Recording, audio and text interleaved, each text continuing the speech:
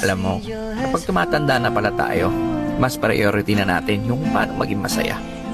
Marirealize mo na mas masarap i-enjoy ang buhay pag masaya ka. Di mo kailangan makipagtalo sa mga taong walang bilib sa'yo, as long as nag-enjoy ka naman sa ginagawa mo. Maiksi lang ang buhay natin, hindi natin kailangan makipag-argumento. Positive people will always choose happiness. Kaya kung saan ka masaya, tuloy mo lang.